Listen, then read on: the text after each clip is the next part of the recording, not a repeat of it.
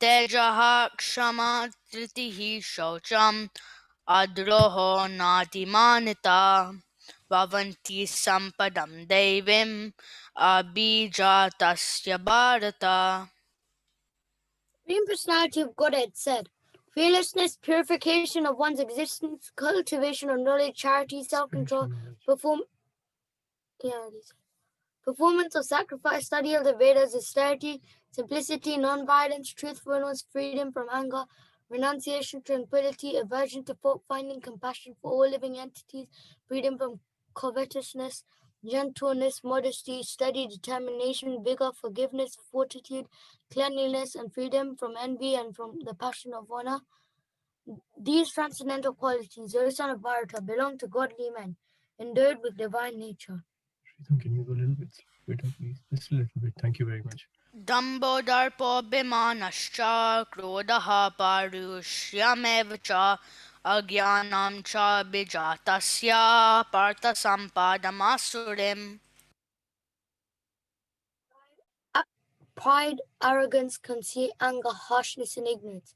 These qualities belong to those of demoniac nature, O son of Pritha. Devi Sampad Vimokshaya Nebadnada Yasuri Mata Mashucha Sampadam Devim Abhijatosi Pandava. Transcendental qualities are conducive to liberation, whereas the demoniac conducive to liberation, whereas the demoniac qualities make for bondage. Do not worry, O son of Pandu, for you are born within the divine qualities. Dvau Bhuta Sargo Lokesmin Deva Asura Evacha Devo Vistarashaha Prokta Asuram Partameshrinu. Son of Pritha, in this world there are two kinds of created beings. One is called the divine and the other the demoniac. I've already explained to you at length the divine qualities. Now hear from me of the demoniac. Pravritim cha nivritim cha janana vedurasuraha na shaucham na pichacharo na satyam teshu vidyate. Those who are demoniac do not know what is to be done and what is not to be done. Neither cleanliness nor proper behavior nor truth is found in them.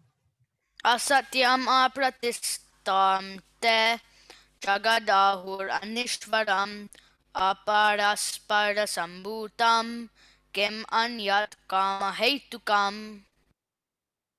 They say that this world is unreal, with no foundation, no God in control. They say it's produced of sex desire and has no cause other than lust. Etam drishtim avastabhya nashtatmanon lapa buddhyayaha prabhavanti ugra karmanaha shayaya jagato hitaha. Following such conclusions, the demoniac who are lost to themselves and have no intelligence engage in unbeneficial, horrible works meant to destroy the world. Kamam ashritya dushpuram dambhamanam madanvitaha mohadgritva sad grahan pravartante shuchivrataha. Taking shelter of insatiable lust and absorbed in the conceit of pride and false prestige, the demoniac, thus illusioned, are always sworn to unclean work, attracted by the impermanent.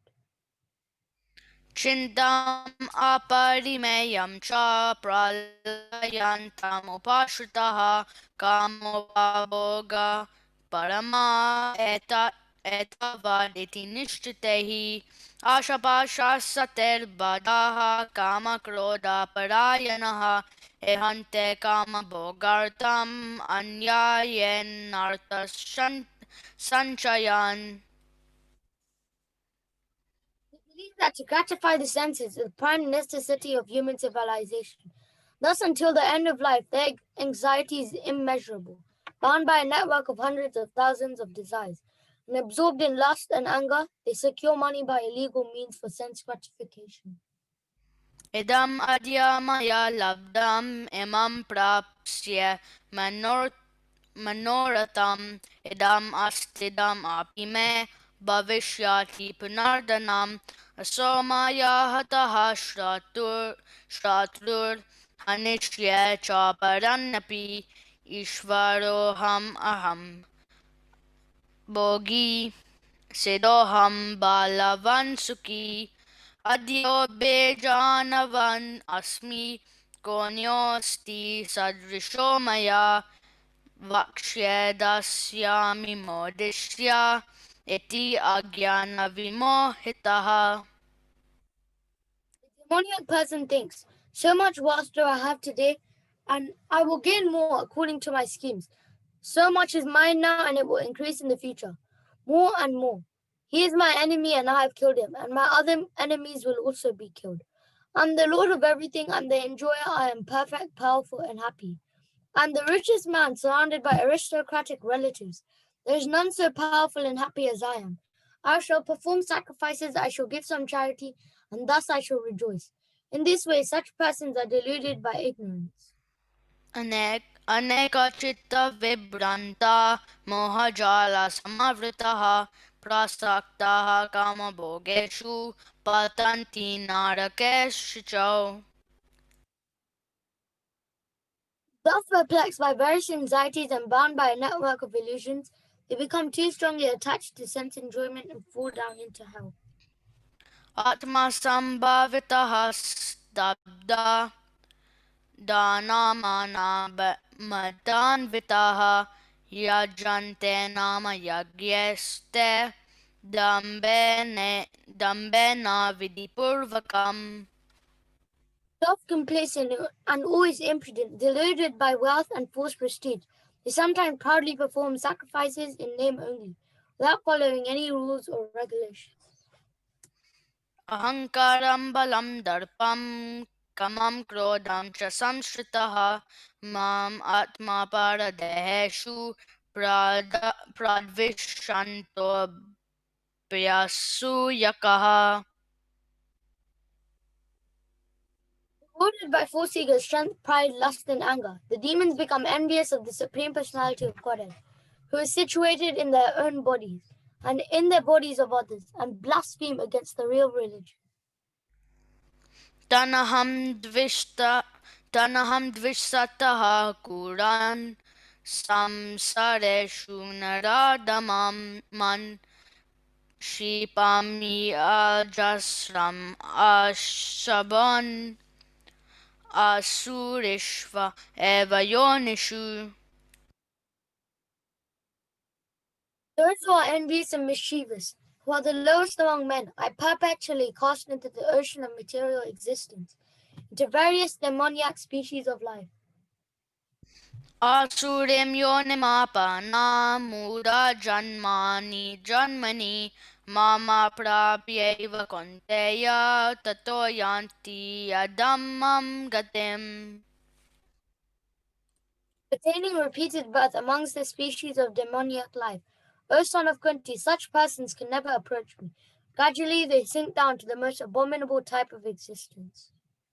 Shrividam narakasya dam dvaram nashanamatmanaha kamaha krodastata lobas tasmad etatrayam tyajet.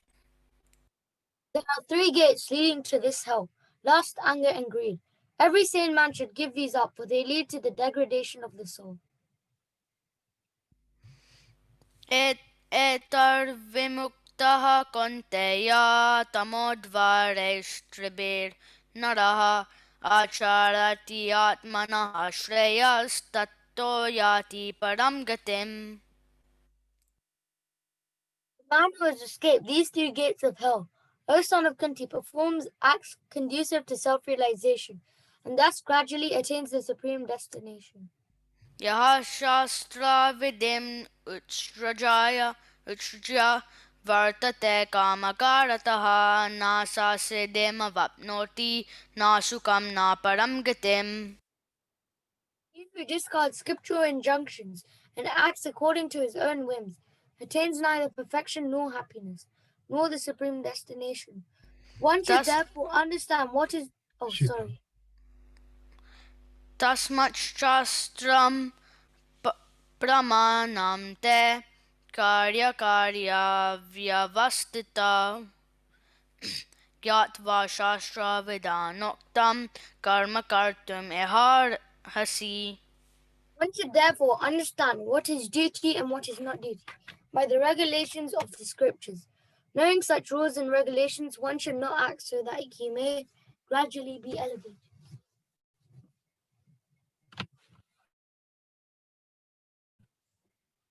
Om Tat Sat iti Srimad Bhagavad-Gita Shu Upanishadeshu Brahma Vidyayam Yoga Shastre Shri Krishna Arjuna Samvade Devi Asur Sampad Vibhaga Yoga Namas Sahodasha Adhyaya Hari Om.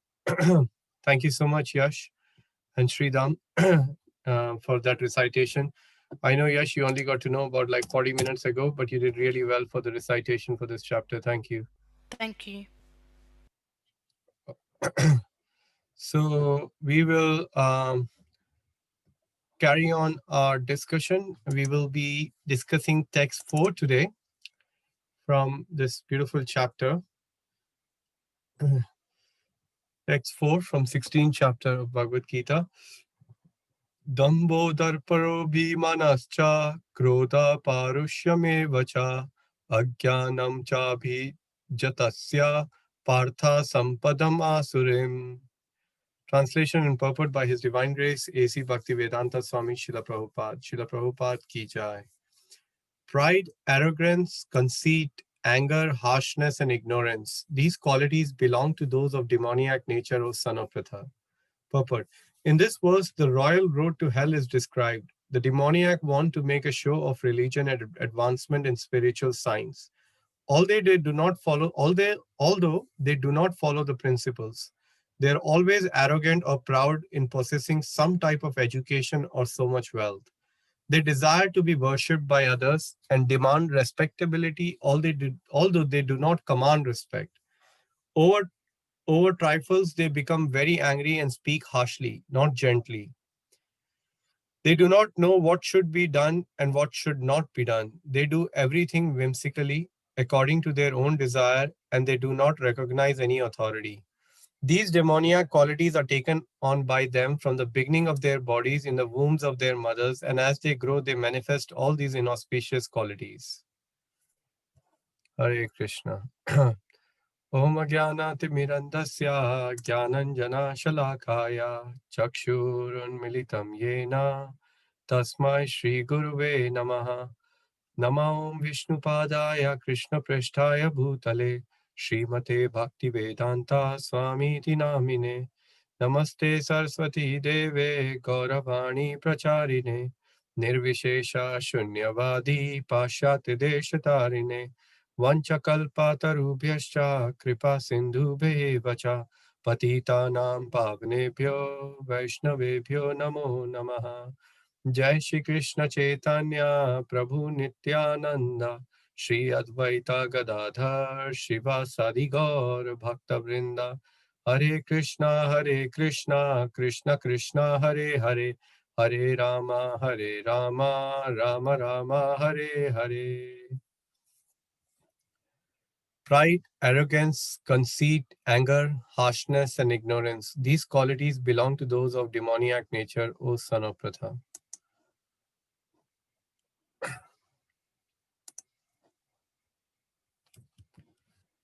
Hare Krishna Krishna Krishna, Hare Hare, Hare Ram, Ram, Hare Hare. Hare Krishna Krishna Krishna, Hare Hare, Hare Ram, Ram, Hare Hare. Hare Krishna. Okay, so we are now into the 16th chapter, as you all know. And what is the main theme of this 16th chapter? It is that the transcendental and the demoniac natures and their attendant qualities, which is the relationship of these qualities with those modes, which were discussed in the 14th chapter, and then to a degree in 15th chapter. Now, the reason we skipped the 15th chapter because we had already covered the 15th chapter in the month of Purushottam. That is why we are now landed on to 16th chapter of Bhagavad Gita and making a good progress towards the end of Bhagavad Gita. So the next one will probably be not this Ekadashi, but the Ekadashi after that. Just around about that time, we will be moving to the new chapter, 17th chapter, and then finally to the 18th chapter, which will take us some time because we're going to divide that into probably 2 parts and cover it that way. So yeah, the relationship of these qualities with the modes is being explained, and also there are advantages and disadvantages are being explained. And what is the connection with the previous chapter? The connection is that the extra roots of the banyan tree were also compared to the activities of the living entity. If you remember, in the first text of the Bhagavad Gita, 15th chapter, Krishna explains about how the tree is upside down in this material world, which is a reflection. So similarly, those roots of those banyan tree were referred or compared to the activities of the living entity. Some are auspicious and some are inauspicious. So in this particular text, we are now discussing the 6 demoniac qualities. Before we go into the 6 demoniac qualities, would any one of you be so kind enough to give me some reminders and remind me, because I didn't get an opportunity to hear from Madhukumari Mataji over the last 2 days. She must have covered the first 3 verses very nicely. So would anybody mind unmuting themselves and speaking a little bit just to give us a bit of a background as to what was discussed in those first 3 verses covered over 2 days? A brief summary for the benefit of everyone. Anyone?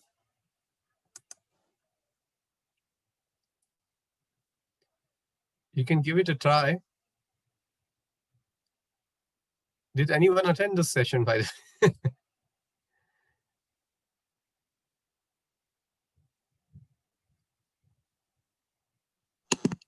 Hare Krishna Prabhuji. Hare Krishna Prabhu. In the first 3 verses, it was described, I think, roughly around 26 qualities were described in that. And Madhupani Mataji kindly walk us through all that individual qualities, Wonderful. some stories, and so on. Wonderful. 2 sessions. Thank you, Prabhu. Very helpful. So yes, the 26 qualities of the devotee were described in the first 2 texts. And now we are going into the reverse or the opposite of those qualities. We are going to be discussing some qualities which are of demoniac nature, actually.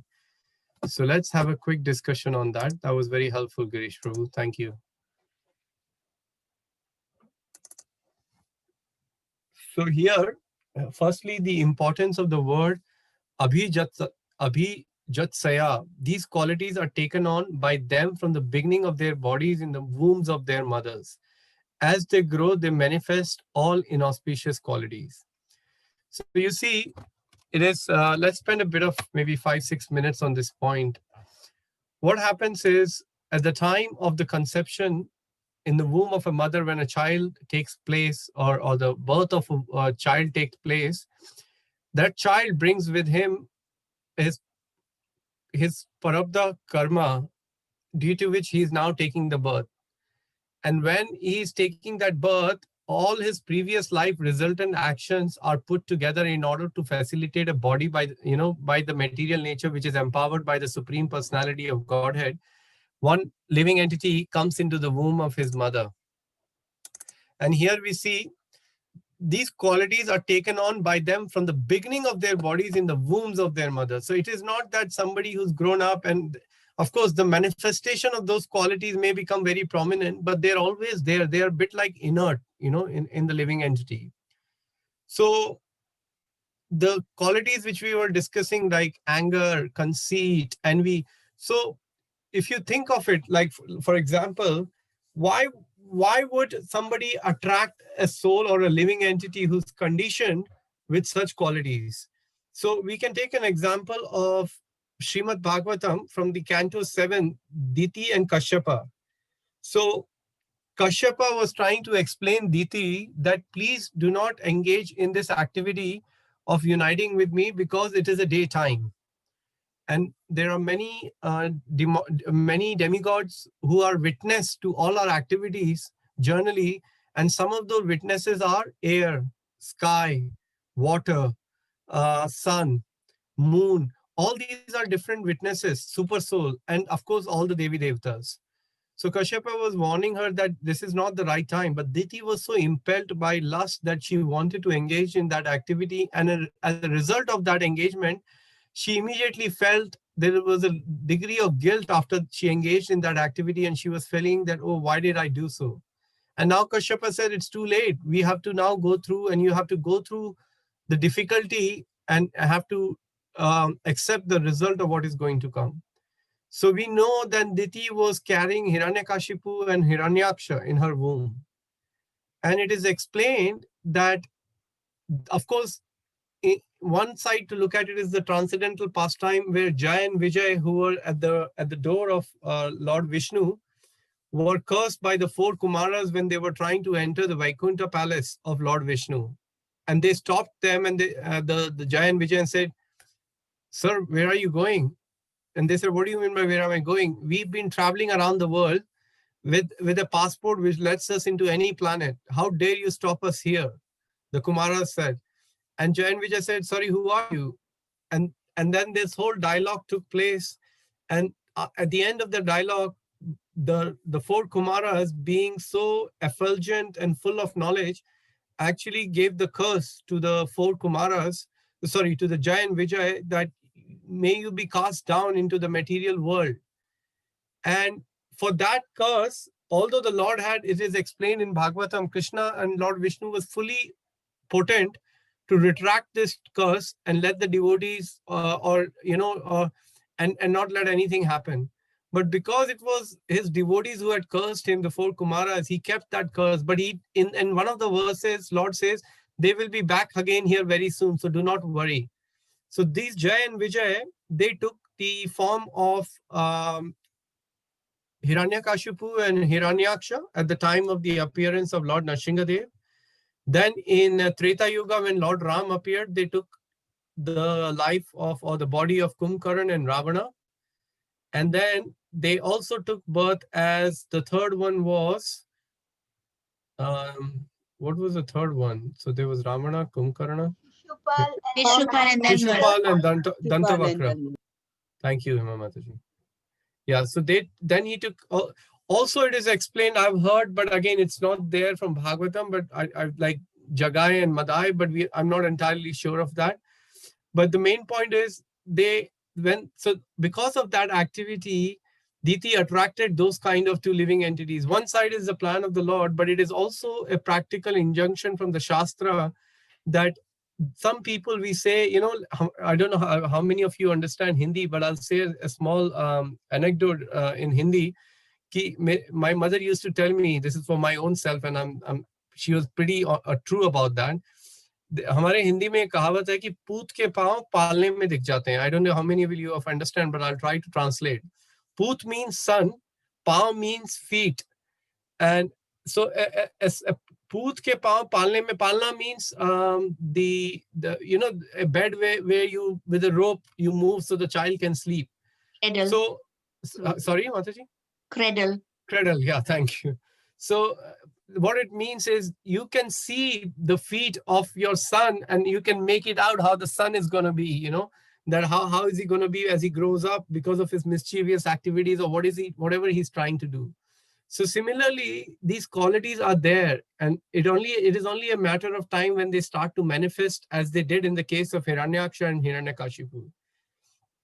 So as they grow, they manifest inauspicious qualities. So that was probably a relevant example from Srimad Bhagavatam.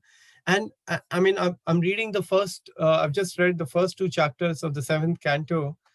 And it is such an instructive session. The whole story is so beautiful. The scene is such that the first chapter begins between, of course, a conversation between Sukadev Goswami and Parikshit Maharaj. But later on, it comes to the point where Yudhishthir, this is at the Rajasuya sacrifice of Yudhishthir Maharaj, which is arranged, Krishna is there. Yudhishthir Maharaj asked a particular question to to Krishna, I think to everybody there, I'm trying to remember what exactly the question was. It was in relation to Krishna Chaitanya. It was a very good question he asked. It'll come to my mind, hopefully. But he asked the question, and Narad Muni, being the most learned among that assembly, answered that question. And that question led to this whole story of Hiranyakashipu and Hiranyaksha, actually. Yes, I think it was, yes, I know the question now. Yudhishthira Maharaj, when he heard this pastime, he asked in the assembly that how can the personalities like Jay and Vijay, who are eternally there in the spiritual world, can fall down into the material world? And from there begins this beautiful story Narad Muni then begins to tell. But before he comes to this story, as leading into the second chapter of the 7th canto, Narad Muni begins to takes an example to give it to Yudhishthira Maharaj, and he's in that chapter, Hiranyakashipu is preaching his family, his sister-in-law, his mother, everybody who's in complete bereavement, complete grief because of the death of Hiranyaksha, his brother. And he's speaking such a very, very profound knowledge of the soul. He's saying, why are you lamenting? He had a glorious death. He was fighting. And plus, on top of that, he was a soul. So do not lament. And as Hiranyakashipu is giving the story, he uses another story within the story where he's explaining about how Yamraj, in a form of child, is coming and speaking to some family members and telling them about loss of their loved one, that one should not grieve. So that whole chapter is quite very instructive in the sense of bringing the point that, for a devotee who's surrendered to the Lord, he's always protected. And even somebody like Hiranyakashipu, who was so intelligent and had that understanding of the soul, yet he considered Supreme Personality of Godhead his enemy. And because he considered him as his enemy, he landed up showing and manifesting so many inauspicious qualities. And what he did in the first chapter, he declared that I want all of you, all my ministers and fighters, I want you to go and start killing the cows, the brahmanas, plunder the brahmanas, and destroy the earthly planet. And while you're doing that, I'm going to sort out Lord Vishnu. I'm going to try and kill him. If that is our mentality, then we're not going to progress much. But unfortunately, a lot of times that's what we want to do. We want to enjoy, we want to deride the Lord. We think I am the enjoyer. I want to have, everything is meant for me. So some really nice points there. If you want to read beautiful chapter, first 2 chapters in the 7th canto leading up to the story of Prahlad Maharaj. Okay, so here are the demoniac qualities. Pride. Demoniac want to make a show of religion and advancement in spiritual science, but do not follow the principles. I think I quite appropriately covered this quality of pride, about how Hiranyakashipu was so full of pride that he couldn't really care for Lord Vishnu's power, and he thought he could be the person in the world. Nobody could kill him, but when the Lord decides to kill somebody, nobody can be saved, and Lord knew that exactly how I'm going to kill him. He asked so many boons from Brahma. Nevertheless, yet Krishna took out a formula between those boons and killed Hiranyakashipu. So it's a very instructive lesson in the pastime, because we may make so many plans, try to cover ourselves financially, spiritually is the best thing, but from so many sides we want to take care of ourselves. But no matter, like Prabhupada gives a very nice example. He says that sometimes even in the midst of best medicines and the top doctors, patients die. And sometimes you have no hope of a person being survived and the person survives. Why is that? And Prabhupada says that is because if Krishna is desiring then that this person has to live longer, he will live longer. But if Krishna is desiring that this person cannot live, he will not live longer. So it's a very important element that what can we be proud of? Nothing belongs to us. And the moment, slowly and gradually, as we progress in our Krishna consciousness, this point will really start to make a lot of sense in our life, and then we will get to understand that pride is not worth having actually. None of these qualities are worth having. Arrogance is proud in possessing some education or wealth and thus arrogant. Can anybody give me more example of somebody who was proud or manifested a quality of pride from the scriptures? You can use the chat button. Hiranyakashipu. Yes, that's right. We just discussed that, Mataji. Thank you. Who else? Ravan. Duryodhan, Ravan. Ravan. Absolutely, absolutely. So Duryodhan was proud of who? Shabani Mataji or Girish Prabhu? I think probably he was proud of that, and especially he was arrogant as well, because he was considering that all these kingdom is his own, and in that arrogant nature, he pride of this, I know everything, I know this region. That's why he was ignoring the Lord Krishna's advice as well. Yes. So he was very proud of his army. He was very proud of his, like his armors, whatever instruments he had in fight. So he was very proud. He thought, I can conquer the Pandavas just by those actually. So like this, we can really get, proud and lose a spiritual sight in the course of becoming pride. And sometimes when the pride kicks in, then the heart is not full of gratitude, unfortunately. And the heart which has pride doesn't have a gratitude. So if you're feeling grateful for what you have been given and what the Lord is giving, that gratefulness means the success or the win over pride. A grateful heart will not be proud. A grateful heart will be humble, will be compassionate actually. Okay, arrogance, proud in possessing some education or wealth and thus arrogant. So like we know, similar example of Hiranyakashipu, he was arrogant because with his austerities, he thought he has conquered death.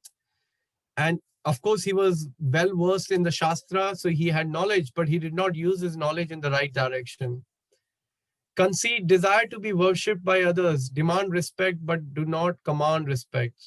This is one quality actually, if you read His Holiness Bhakti Vikas Maharaj book called Bhakti Siddhanta Vaibhav, which is the autobiography of our Param Guru, Srila Bhakti Siddhanta Saraswati Thakur.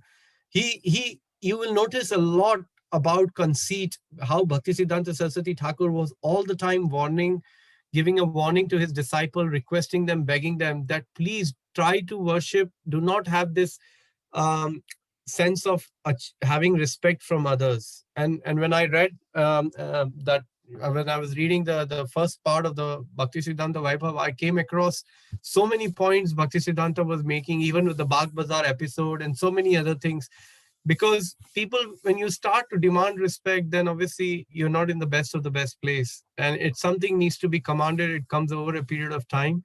And it comes as a result of one's desire and qualification to practice Krishna consciousness. You see, one thing is for a devotees, it's very different. Vaishnavas, we respect everybody. Chaitanya Mahaprabhu says, you do not desire anything for yourself, but you give respects to others. Amani na manadena kirtaniya sadahari.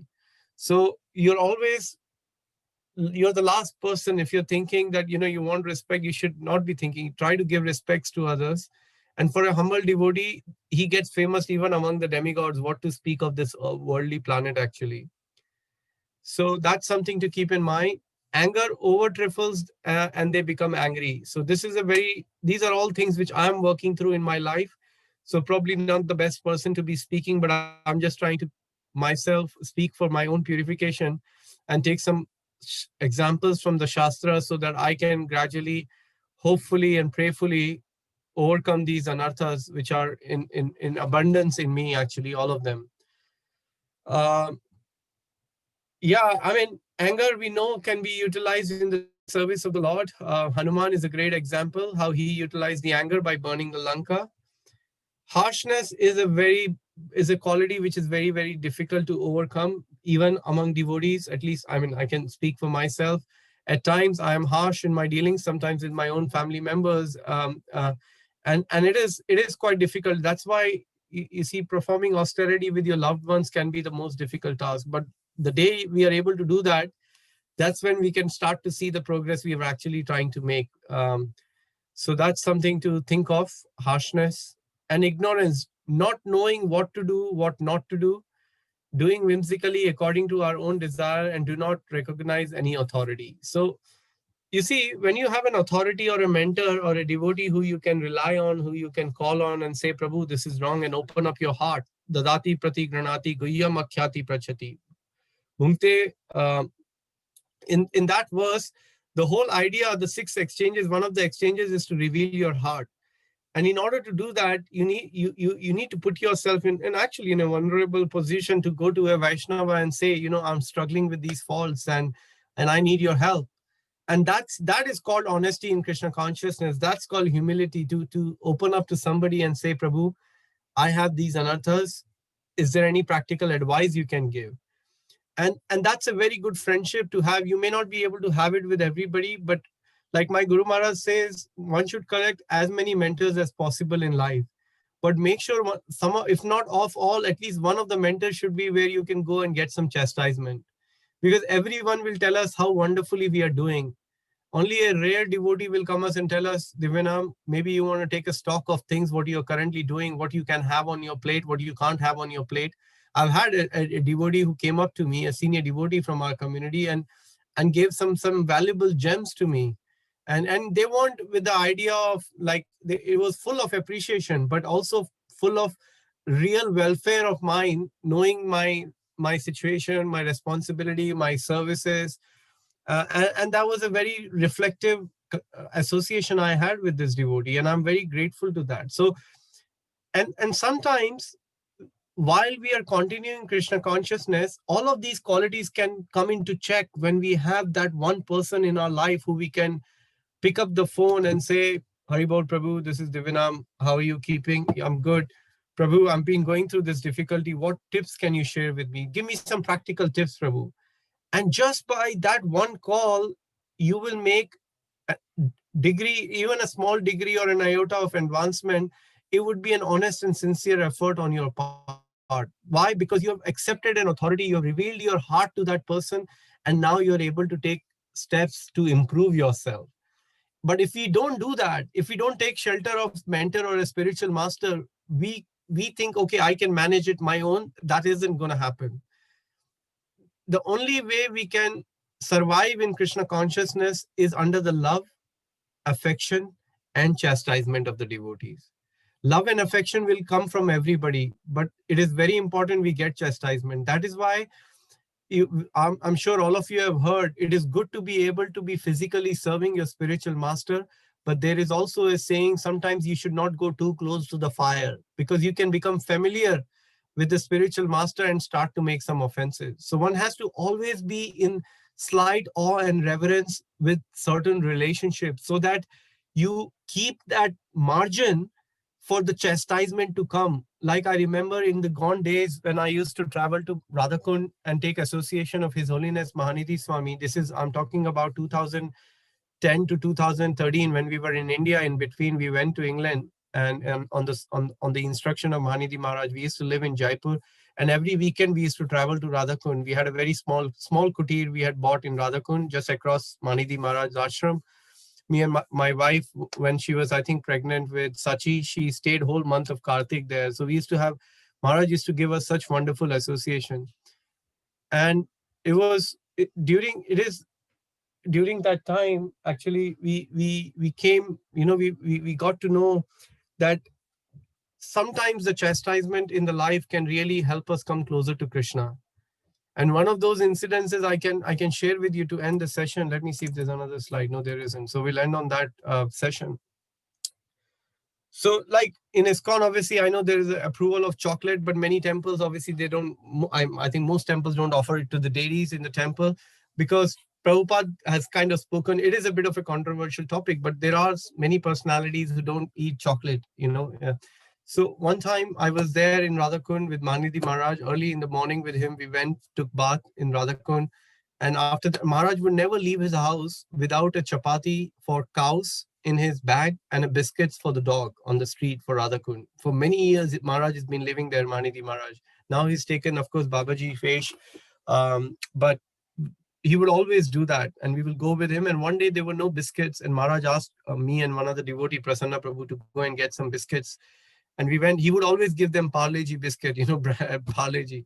So we went, and this devotee, Prasanna Prabhu, went to the shop. He said, "Can I have a biscuit?" He said, "We don't have Parle-G, we have chocolate biscuit." So Prasanna Prabhu said, "What to do?" He just took it. He said, "Okay," rather than trying another shop. So as we were going back to the ashram of Maharaj, Maharaj saw the dog and he turned to Prasanna Prabhu. He said, "Where's the biscuit?" And Prasanna Prabhu gave him the biscuit, and Maharaj looked at the packet. He didn't say anything. So we could see that obviously Maharaj was not, because Maharaj never was not eating chocolate, nor was he encouraging any one of us. He was very strict with certain things. So he gave the chocolate, and Maharaj offered it to the dog. The dog came, he sniffed it, and he did not eat. So Maharaj turned around and looked at Prasanna Prabhu. "Did you see what happened?" And Maharaj slapped him, He said, "A dog in the Radhakund doesn't eat chocolate. You want to eat chocolate? Go outside and eat chocolate. Don't eat chocolate here." And we were 6 of us, and I was right behind Maharaj. And each of the devotees or aspiring disciples or disciple, they all got a slap because we were all eating biscuits. So I got saved because I was just behind, and I was at a distance of almost a hand from Maharaj. So I think for a moment, Maharaj almost forgot I was there, because after slapping everybody, Maharaj turned around to me, and then he asked me, do you like chocolate? I said, "Maharaj, I like bourbon biscuits." I was honest, because I was not eating chocolate, but I used to like bourbon biscuits. So because I was at a distance and Maharaj had a full hand to fly by, I got the best mercy, the best sauce, because his full hand went on a swing, on me. So that was a very like a close-knit relationship we had with Maharaj. And that was the day last I thought of chocolate, and it was a very so what the point I was trying to make is that you always have to have that fine line with your relationship with the spiritual master, so that you allow the room for the mercy to descend, both in the form of chastisement and affection, actually. Because what will nourish us, what will keep us together, is both these elements of the spiritual master. So those were some of my points from today's session. If anybody has any comments or reflections, then please feel free to share.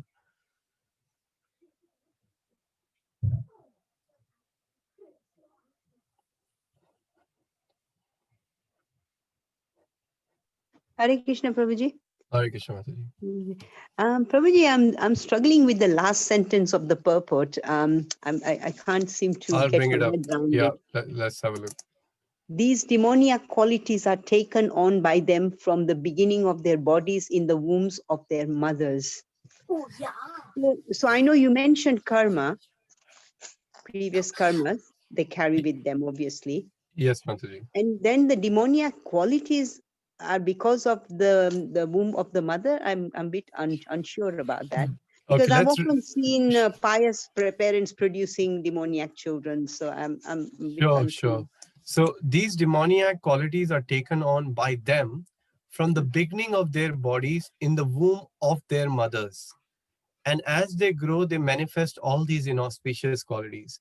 So Mataji, as we know the science of karma, there is an individual karma and there is a collective karma. So when it comes to procreation or inviting a soul in the womb of a mother, there are many elements involved. And out of those many elements, there are three most important elements, which are the consciousness of the father is the topmost element, who's giving the seed to the mother. The consciousness of the mother at the time of procreation, and also the actual karma of the individual soul who is to come into that womb. So, and the intricacies are so strong that it is very difficult to comprehend which takes the prominence. But obviously, that is the reason when Prabhupada recommends the Garbhadhan Samskara or the scriptures.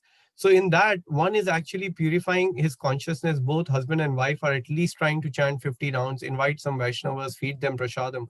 And by doing that yagya, one is raising their consciousness, even though it may be just because they may not be practicing. Let's say somebody started practicing Krishna consciousness for 1 year and they do the Garbhadhan Samskar, they will get the result, Mataji, because they are praying to Krishna to invite a devotee in their family. So in that sense, because they're invoking that mercy and the prayers, and they're praying to the Lord to invoke a spiritual soul, it would happen. But what we cannot see or comprehend sometimes, how whether it will be manifesting in this life, because they haven't become devotees, but at some point or other they will take to the devotional service. The other point is the other element is, Mataji, so as I said, so when we are praying and invoking, then it is very likely we will be sent a soul which is more conducive or happy to take to Krishna consciousness.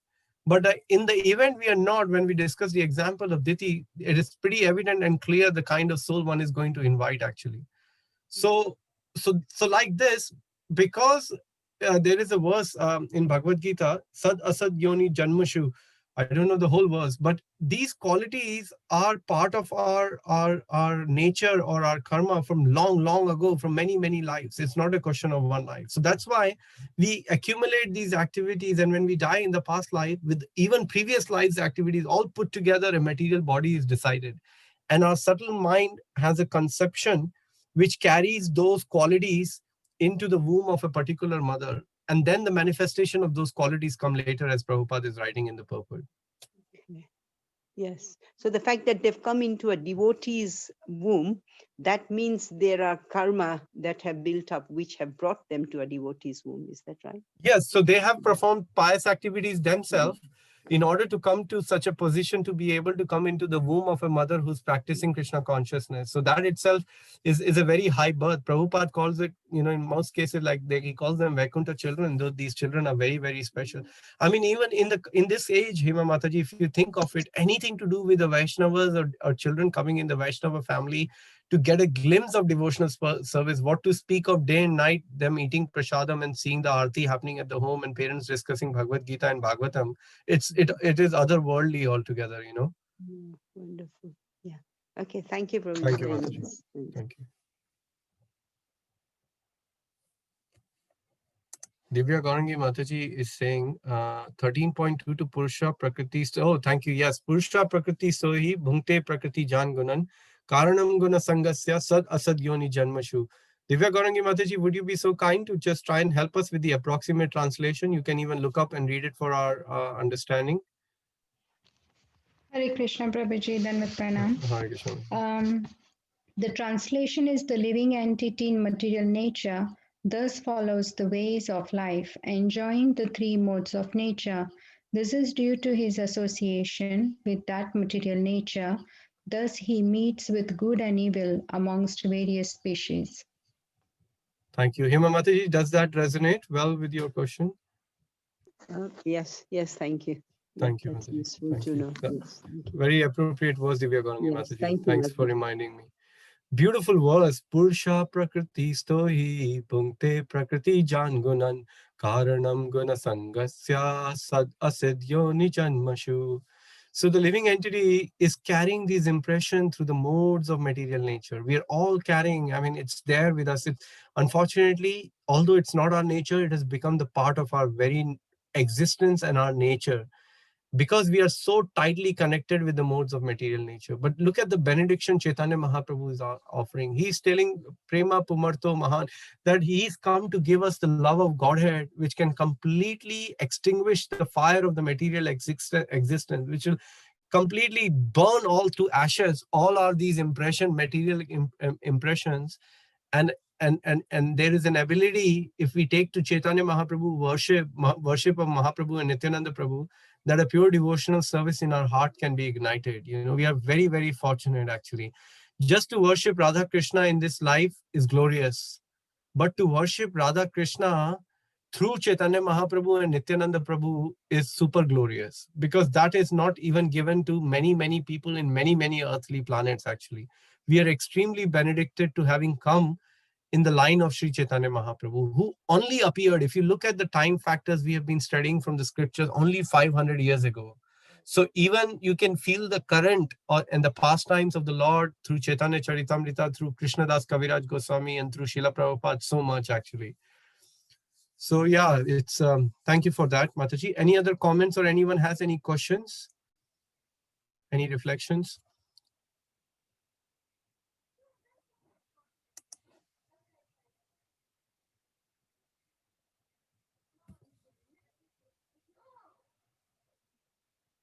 Anything on the qualities we discussed? Does anybody struggles with the qualities or?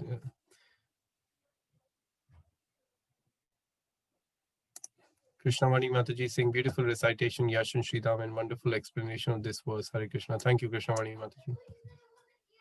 We have 5 more minutes for some more comments or any questions.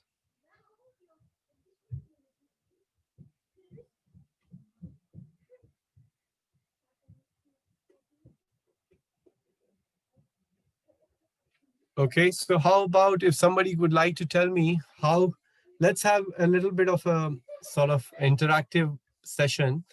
How can an envious heart who's envious of others, how can we turn that envy into friendship? Any practical tips anybody can share with us, either on chat or on the by unmuting yourself?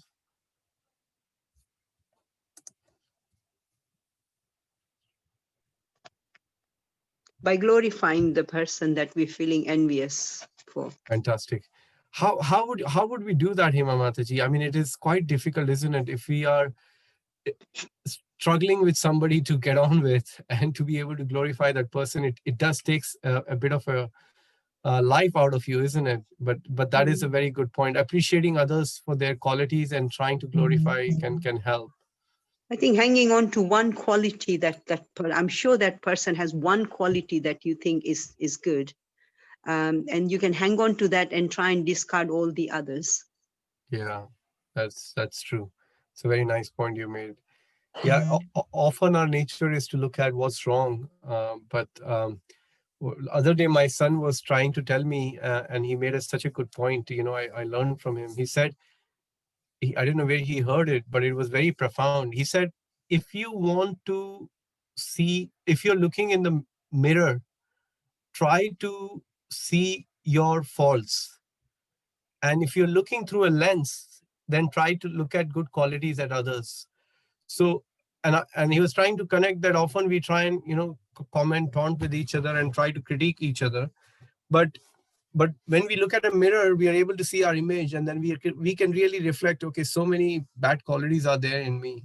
But when we are meeting a person, we should try to have a lens so that we can see through that external manifestation of those qualities or even so-called actions of the individual and try to appreciate what's hidden in the person. Because as Mataji very precisely said, there will always be something you can appreciate about someone. Why? Because that person is special. There is Paramatma situated in that person's heart. So he or she is bound to have an eternal connection with the Lord. Mame vamso jiva loke jiva bhuta sanatana. So because of that relationship, you can appreciate some things. See from soul level, yes, absolutely. Divya Garangi Mataji. Pandita Hare Krishna, Samadarshi. Yes, Rupa Mataji, please share something. my humble obeisances. Very wonderful class. Like you said, when you look at the mirror, I was reminded of, when we were children in school, it was said that, when you point fingers at others, 3 fingers are pointing towards you. So instead of, pointing fingers at others, what others are doing, what mistakes, look at yourself first. So it's always a humble reminder that, instead of, we have to be careful. Thank you for that, Mataji. I was hearing from Srila Prabhupada. I will share a lecture with all of you on the group today. Prabhupada gives a very nice 25 minutes lecture on this particular verse.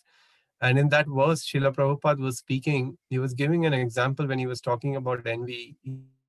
He said, an envious snake and an envious person, who's more dangerous? Prabhupada is saying an envious person is more dangerous. And he explains that an envious snake, which is by nature envious, can still be charmed by herbs and mantras. There are snake charmers who can charm the snake, but an envious person you can't charm. It's very, very difficult. That person will act, and unfortunately, he will act for his own degradation.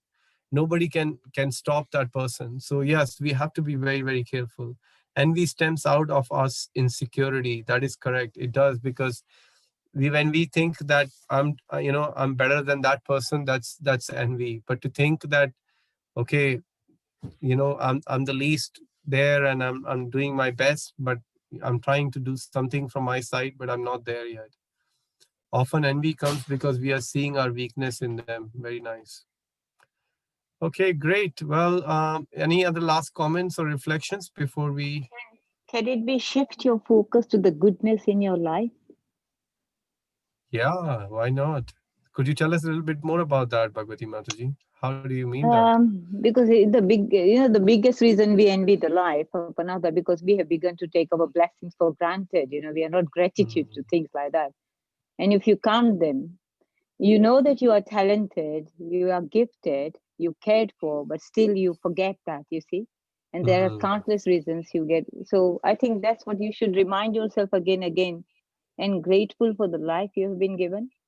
Yeah, that is so nice. A grateful heart invites the grace of the Lord all the time. So Perfect. Very that good. is very nice. It's not me. I think it's Radhanath Maharaj who says that. So it's okay. My sister is asking a nice question all the way from Toronto. Thank you, Tripta. Hare Krishna. How can we correct ourselves when sometimes we are actually envious of the good qualities in others and not having those qualities yourself? Wow, what a question. How can we correct ourselves when sometimes we are actually envious of good qualities in others? I guess one of the ways to correct ourselves is to actually, as we discussed earlier, when you appreciate the good qualities in others, is actually a correction for yourself. And in the introduction of the book, Our Family Business, my Guru Maharaj, in the preface, he writes, after writing the book and giving, I think, the preface, he writes that, about, he accepts his like faults or anything. And he said, he closes a line, and I try to keep that mantra in my life as much as possible. And that line is, I live to be corrected. That statement is so profound that as long as we are open for correction, and as I discussed in the course of our session today, if we are able to put ourselves in some front of somebody and say, Prabhu, upar se niche tak locha hai, I'm struggling, please help me. This is my situation, this is my problem. What are the practical tips you can give me? This is a very good question we can ask. Please help me. The moment we think we do not need help, then we are not in good association, because association means to always seek help. The moment we start to think that I'm okay, know it that we are not okay. That's the first symptom. Because Bharat Maharaj thought, I am okay, and I can go and meditate in a solitary place without any association. And that's why Prabhupada wants us to go to Radhakund and do a bhajan, because we will get derailed from our path, actually. We will make offenses to Radhakund, to the beautiful, the most topmost dham, actually. So the association of devotees, even in the stage of bhava, is needed. What to speak of us, actually. So my takeaway from today is that I'm quite blessed to have one or two devotees in my life who I have to just call and I can be chastised. So it's a good thing to have. Sometimes it doesn't even work so much, because my heart is like a stone heart. So it takes a while, but I'm sure every time I do this, something, even a small degree, is starting to go, and one day it'll start to make some difference, actually. So coming back to your question, Tripta, that's the way. Sometimes we are actually envious of good quality. So the idea is that if you see that these good qualities which are you're envious of are belongs to who? They belong to Krishna, because he has 64 qualities, and there is nothing to be known in the world beyond those 64 qualities. So whatever qualities are manifesting in an individual are actually a reflection of those qualities are coming from the Supreme Personality of Godhead. And because those qualities belong to Krishna originally in full, you can just think that Krishna has been very kind on this individual. So in that spirit, if you just say that, oh, Krishna, you've been so kind by bestowing your mercy on this soul. I'm very wretched. I'm very fallen. And I'm trying to progress in bhakti. So give me the taste for hearing and chanting. And if you beg for that prayer, then all the other qualities will come as a result of you performing that sadhana in that spirit, actually. Because that is the best thing to ask. Is the Prahlad Maharaj asked for the association of the devotees. Dhruv Maharaj said, put me in a place where I can constantly hear your pastimes, my Lord. King Ambrish wanted to be in the association of the devotees. Bharat Maharaj, having realized his mistake, became Jat Bharat, wanted to constantly hear the Hari Katha. If you think of the gopis in Vrindavan, they all the time, even though may not physically present, they just want to hear in Krishna. So I think to the degree we can increase our urge to hear and chant the message of Krishna, the qualities will come in a reciprocation with the Lord, and they will naturally manifest in our heart actually. Because this is what we hear from our acharyas, and this is what we see in their lives. Sukdev Goswami is 16 years old. I mean, he's a Paramhamsa. And he's emanating those qualities in abundance because he's full of love towards the Lord, and he's sharing and he's preaching that to everybody. His heart is full of compassion. So that probably is my answer to your question. His Holiness Radhanath Maharaj says that initially one may have to act to appreciate others with an intention to grow positively. Krishna will see our efforts and help us to one day remove envy from our hearts and genuinely able to appreciate others. Very nice point, Mataji. Somebody was saying something. I was just saying that spend time with grateful people only. Yeah. Because gratitude is highly contagious, you see. Then you will never envy anyone. Absolutely, Bhagavati Mataji. Thank you so much. Great. Well, I wish everybody a wonderful Krishna conscious evening and a great japa tomorrow morning with your phone switched off and completely trying to lean into our bhajan. On that note, I like to offer my obeisances to all the Vaishnavas because you are like desire tree who can fulfill the desires, spiritual desires of all the Vaishnavas. Vancha kalpataruvasya kripa sindhu vacha patita nam pavnebhyo Vaishnavebhyo. Prabhupada ki jai. Jai Shri Ram. Wonderful class. Thank you, Thank Prabhuji. you, Hare Prabhuji. Krishna, Hare Prabhu. Krishna. Thank you. Thank you, Prabhuji. Krishna Prabhuji, you. Hare Krishna devotee. Thank you very much. Hare Krishna. Thank you. Hare Krishna. Hare Krishna, Prabhu. Very Thank nice you. class. Wonderful Prabhuji, class. thank you very Hare much. Thank you, Krishna. Mataji. Thank you so much. Hare Krishna. Hare Krishna, Hare Prabhu. Krishna. Hare Bol Prabhu. Thank you, Deepak Prabhu, for tuning in. Hare Krishna. Hare Krishna. Hare Krishna. Hare Krishna, Bhagavati Mataji. Hare Krishna. Hare Bol. Hare Krishna. Hare Krishna, Prabhuji. Divanam Prabhuji, your class was wonderful. Thank you, Rita Mataji. Thank you so much. Thank you so much. Hare Krishna. Hare Krishna.